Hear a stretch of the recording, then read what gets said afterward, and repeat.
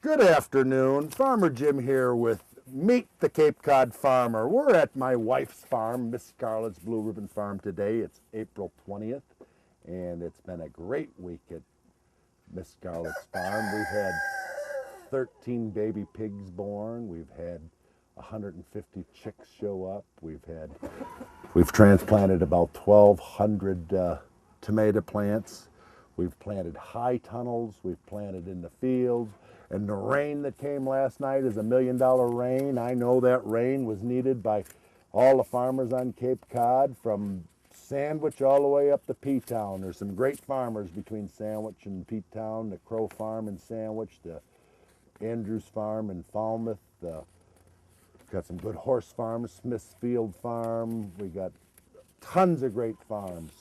But I'm going to give you some farm-friendly facts preserving Massachusetts farmland, and this is put out by the Massachusetts Department of, this is the Massachusetts Farm Bureau, which I'm the president of the Cape and Islands Farm Bureau and the state director for the Cape and Islands, islands being Nantucket and Martha's Vineyard. Did you know Massachusetts ranks third in U.S. for farmland value at $11,600 per acre? That must be in Western Mass, because there's nothing on Cape Cod that's anything close to that. Massachusetts is the 8th most forested state, and 62% of Massachusetts is forested. The average farm operator has been on the same farm for 21 years and is 56 and 3 years old. Female farm operators account for 29% of the farm operators in Massachusetts. The number of women farmers in Massachusetts has doubled the national average of 14% in 2007. Agricultural tourism income totaled $5.3 million, up from $500,000 in 2002. Massachusetts increased the number of organic farms from 129 in 2002 to 295 in 2007, and organic sales were up from 7.8 million in 2002 to 17.5 million in 2007. This is the first interview that I've been able to do since we've done our Meet the Farmer or Ag Day, April 2nd. I did get the pleasure of interviewing a lot of great farmers, a lot of great legislators. Even got to tell Governor Deval Patrick where his cotton from his underwear came from. That was the highlight of my day. So we're going to have a little conversation with my wife and walk around and talk about things here at Miss Scarlett's Blue Ribbon Farm. We'll be open May 1st, 7 days a week, 10 to 5. And remember one thing, guys: buy fresh, buy local, get smart, get local, and get fresh with a local farmer. We're transplanting right around 15,000 seedlings: eggplant, peppers, tomatoes. We have over 100 varieties of tomatoes. I think there's 25 varieties of peppers. A lot of the hot ones. The hot ones have become very, very, very extravagant. Thai chilies and ghost chilies and all that great stuff. But eggplant, I think we got something like 20 varieties of eggplant. But what we're doing here is, this is the newest innovation in growing. You know, most of the time when you're growing, you buy your plant at a nursery center or a farm stand, and it comes in plastic, and this is recycled plastic, and you have to pull the plot out. What we do here at the farm is, this is called Coco Core. Coco Core is a recyclable, renewable product that comes from Indonesia, Vietnam, Sri Lanka, and it allows the right amount of air and moisture mixture.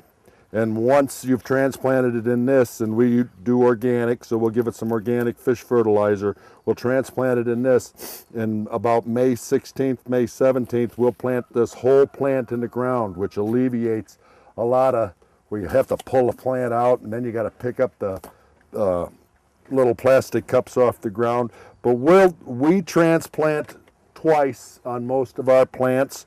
We'll start them in 50 cells. We'll do a 50 cell tray, and then from 50 cells we'll go to, we use a 4-inch pot.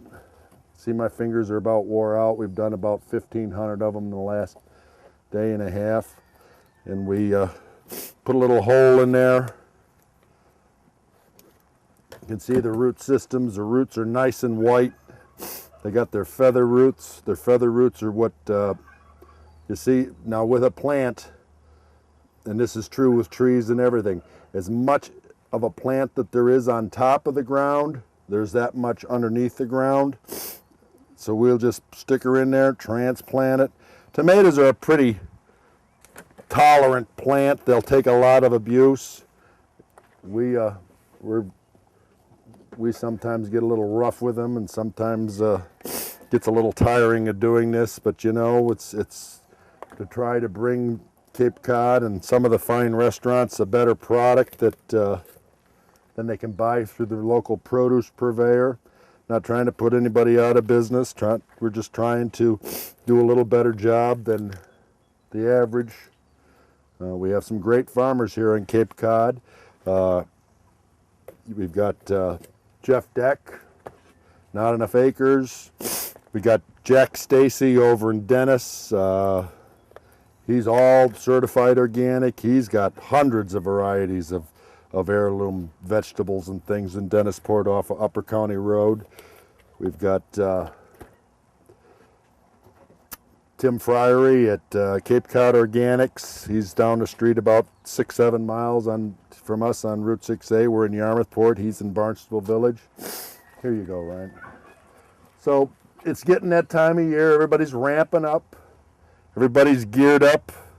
They're doing what they like to do best. Sometimes it's difficult. Sometimes it's a labor of love, and sometimes you're glad you're here instead of someplace else. You know, we've had a pretty rough winter. Sandy knocked down a greenhouse or two of us, Hurricane Sandy, and got everything all put back up. We've worked in the ground this week. We've got about 1.5 acres of land worked up. I got another 4 acres to go. But, you know, it'll be Thanksgiving time, and turkeys will be processed, and Christmas will be right around the corner before we know it. So thank you for letting me come into your home today. At Miss Scarletts, our slogan is poultry, pork, posies, and produce. And we are the largest poultry producer on Cape Cod. We raise about 1,800 broiler chickens a year, 400 turkeys, and 100 ducks and geese for the Thanksgiving and Christmas market. And our chickens are for 6 months out of the year, from June to December. But I also have exotic birds, and we raise a lot of different type of laying chickens, and we keep them true to breed. And I have found this old incubator that'll hold 600 eggs, and we have eggs. We have chickens hatching every month. These eggs are in an automatic turner and on a plate, and we will hatch every 21 days. We'll hatch out about 500 birds. In an incubator, you got to keep the temperature and the humidity constant. You need between 98 and 100 degrees to incubate the eggs, and you're like between 40 and 67% humidity.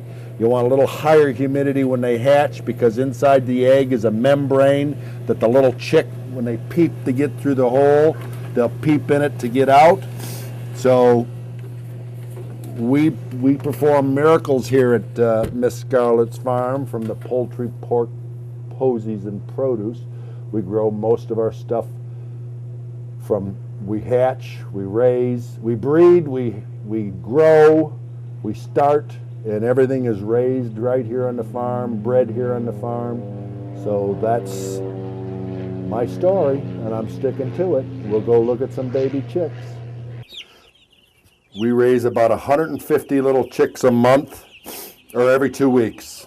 And these are called the Hubbard strain of broiler chick. It was developed in the 50s, and they were developed prior to the large meat birds that you buy at the local grocery store. There's about 100 of them here and about 75 over on the other side. These are a week old. When they come, they weigh about an ounce.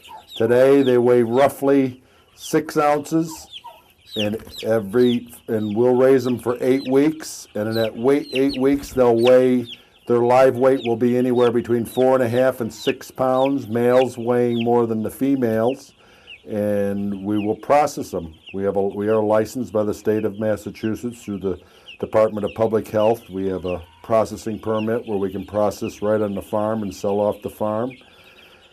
And my wife has a constant contact, and we do email blasts. We have meat CSAs, which if you go on our website, MissScarlettsBlueRibbonFarm.com, you can see our meat website where you're able to buy your turkeys, your ducks, your geese, your chicken, pork, lamb, and we should have some cattle available this fall.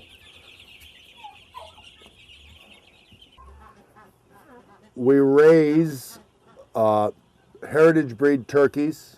There's 2 types of turkeys in here. This is called a New Holland. He's a bigger bird. He was developed in New Holland, Pennsylvania. Oh, he's trying to mate now. He was developed in New Holland, Pennsylvania, close to the 1930s for a meat bird for Thanksgiving. And this Tom is a midget white. These are his 2 hens. They're going to fight now, and then we're going to get turkey poop all over the place. We hatch out probably 35 or 40% of what we raise a year, and we buy the rest of them from local breeder, Rainbow Turkey Farm in Raynham, and then I deal with Bob's Turkey Farm up in Methuen. Bob's Turkey Farm has been in the turkey business since the 1950s, and Tom's Rainbow Turkey Farm has been in the business for probably 25 years. They are good. They're not a large bird. They won't, if you're looking for a 25, 30-pound turkey, we don't have many of them. Our birds all dress out anywhere between 15 and 18 pounds. We do get some large ones. But if you look at the turkey eggs, this is a turkey egg. The turkey will lay 35 to 40 eggs a year. This is a pullet chicken egg. And a pullet chicken egg a turkey egg is 3 times the size of a pullet egg. And a pullet, most chickens have been bred to lay 265 to 270 eggs a year. Your hybrid ones. Your heirloom ones, your Barred Rocks, Plymouth Barred Rocks, New Hampshire, Rhode Island Reds, Dominiques, they'll lay right around 180 to 225 a year, which was a lot of eggs, 200 years ago when they developed these. But they're starting to lay. We're getting 2-3 eggs a day. Eggs stay fertile for about 10 days, so after 8-9 days, whatever we have, we'll set them in the incubator, and hopefully we will hatch out turkeys. The other reason why we raise this type of turkey is your hybrid turkeys, your broad-breasted blacks, and your large whites, all those birds have had to be artificially inseminated. They're not able to mate natural. Here at Miss Scarletts, we try to do everything on a natural mating and a cyclical thing. And what the 2 Tom turkeys are doing now is they're strutting. It's kind of like a peacock with his feathers up, but they're strutting. They're around their girlfriend, or wives, or whatever we want to call this little clan, and they think that they're the cock of the rock. These are broiler chicks, and they're meat birds. This is a cockerel. He's got a little comb. See the little comb? He weighs about 1.25 pounds. This is a female. She has a smaller comb. He weighs about 1.25 pounds. She weighs not quite a pound. They're 4 weeks old. We raise them to 8 weeks. The next 4 weeks, 4 to 5 weeks are the most important time in a growth of a meat bird. If you look at their feathers, you see how their feathers are coming in. They're born with down. This is down, and then over the first 4 weeks, that's why everybody has to have their chickens on light and have a heat source the first 3 to 4 weeks. Because once their feathers come in, then that's like us putting on a coat, and they will mature out, and they'll weigh anywhere between 4.5 and 5.5 pounds. We will process these birds here, and they will be sold to the general public. That's one of our specialties. I love raising poultry. I've raised poultry for 50 years, exotic birds and meat birds. This here, we have about 15 to a box. They're in a 4x10 box. They're called chicken tractors. And then next week, we will move these to a pastured area out in our back area, and they'll eat the bugs and eat the grass and have an ample supply of water, and then they'll eat grain. We feed cereal grains. We feed a game bird mixture, which is a 22% mixture. Has no growth hormones, no steroids, no antibiotics, nothing that's harmful to the human being or to the chickens. Your commercially raised chickens that you buy at your grocery store, that you buy for $1.99 a pound or 89 cents a pound, they're pumped up with antibiotics, steroids, growth hormones, and there has to be a place for that type of chicken production or poultry production, but that place isn't here at Miss Scarlett's Blue Ribbon Farm. You know, there's 330 million people in the United States, and everybody likes chicken.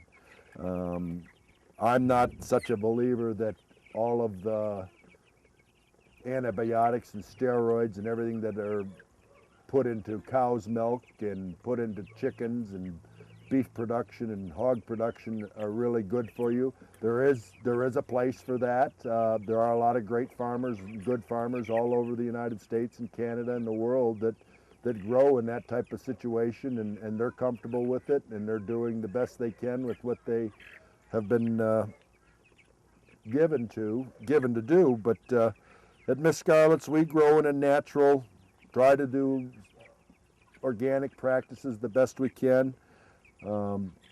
As you can see, they all get watered and get fed. We do the slow growth method. We don't do the fast growth where there's food put in front of them 24 hours a day, 7 days a week. We feed them in the morning and we feed them at night. And then when it's dark time, they don't eat anymore. We don't leave them on lights, so they're not eating 24 hours a day, 7 days a week. And their metabolism grows slower, and it gives them a little better flavor and a little more muscular and meat. You don't want a fat bird, you want a meaty bird. This is 60 feet of trellis, and we grow exotic cucumbers. We'll grow Japanese cucumbers, Chinese cucumbers, English long cucumbers, and Oriental cucumbers. There's roughly 62 buckets on this side, 62 buckets on that side, right around 125 buckets. We will plant the cucumber. We fill them with some soil. We'll come back with a little more potting soil, a better grade soil. We'll plant them in the bucket, and then we'll mulch the top of the bucket. Each bucket will have a drip nipple into it. There'll be a hard line, and then each bucket will be able to have water and fertilization, and then they will trellis up. And this is called micro-dense farming, where instead of the one plant taking up 6 feet on the ground, it's one plant growing vertically, because you'll grow them vertically, and then once it gets up, you'll drape it over the other side, and it'll go down, and once it goes down, you'll drape it up and comes down, and you keep pruning back your vines, and you have one vine versus having 4 or 5 vines. And we'll do that on this side and that side. And this greenhouse, I think it's 64 feet. And there's a bucket every foot. We're standing inside a high tunnel. It's 15 feet by 64 feet. No heat. We've been growing in this high tunnel since April 1st. As you can see, we have a support system down the middle where we put our flowering hanging baskets. This is a trellising system that we use for our cucumbers again. This is another system that we will put the cucumbers inside this pot, stick them in, drop a string down, and they'll trellis up, and then we'll trellis them down. And I think there's 80 buckets in here. And again, we'll have 200 buckets, which represents about a third of an acre in the field, where we're only taking up, 10 feet by 64 feet. We start all our Asian greens in here, all our tomato starts. On Cape Cod, you can start planting your tomatoes and eggplant and cucumbers. They're all delicate tropical fruit. You can start planting them in the ground after the last frost date. And I believe the last frost date this year in May is like the 16th or 17th, basically after the full moon, because if you have a full moon and a clear night still in May, you can get down into the mid 20s, and on a lot of your herbs, your tender herbs, your basils, your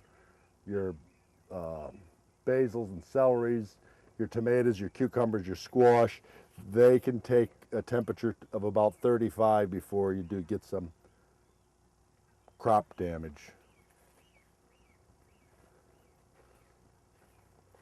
All these tomatoes here, we've been working exclusively with the Harwich Food Pantry. They've done a great job over there. If anybody needs to have a volunteer if you're a senior citizen and you're looking to volunteer at some place, the Harwich Food Pantry is always looking for volunteers. They have about an acre in production.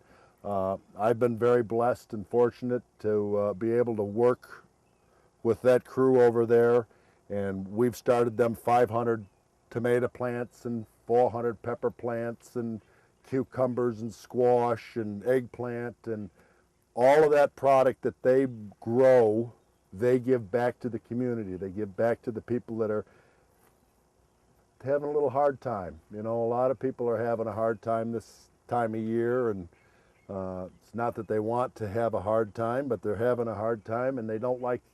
A lot of people are good people. They don't want a handout. They just need a little leg up. This is Renee. Renee had 14 little pigs Monday or Tuesday. She's a Tamworth Berkshire Cross, which is a heritage breed pig. Yep. 5 days old. They were born, they weighed about a pound. He's probably 5 pounds. She's a little girl, 5 pounds. This is indicative to the Berkshires. Berkshires have white socks, black body with a little white star in their head. And these are all, this litter will all be sold for feeder pigs. They're all sold. There's some going to Cape Cod Farms. There's some going to Martha's Vineyard. And there's 4 going to Vermont.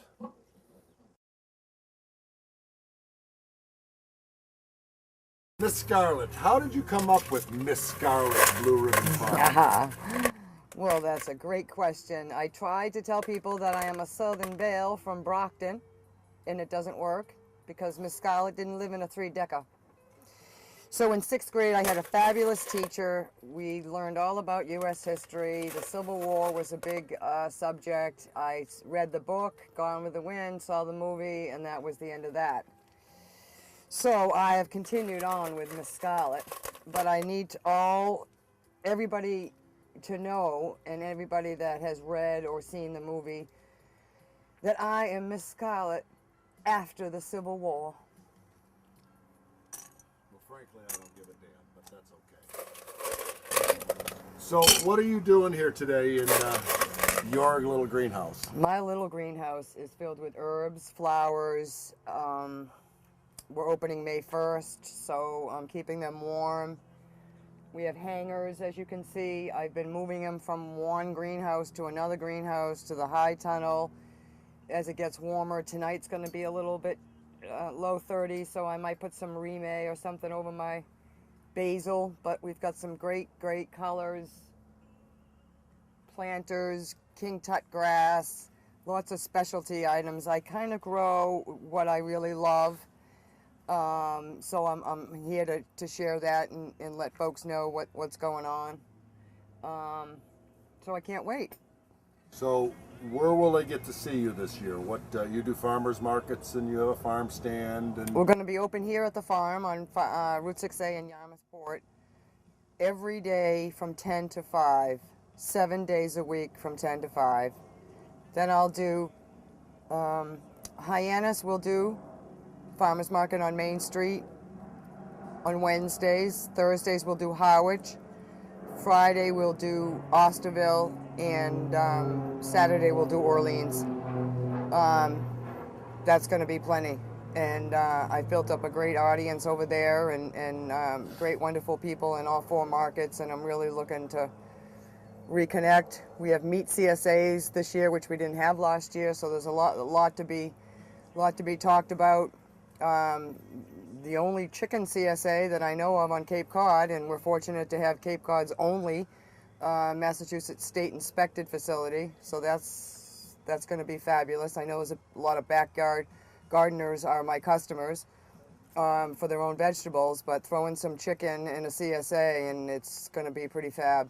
I'm excited. Website is www.Scarletts BlueRibbonFarm.com. There's a Facebook, that's Miss Scarletts Blue Ribbon Farm Facebook. There's a Susan R. Knieriem, wife of Jim Knieriem, who we all know is president of the Cape and Islands Farm Bureau, and he is my husband. I hope you met our daughter Rebecca and the baby pigs, and you can see him on Meet the Farmer. You can find us here May 1st, 7 days a week, 10 to 5, and 4 farmers markets.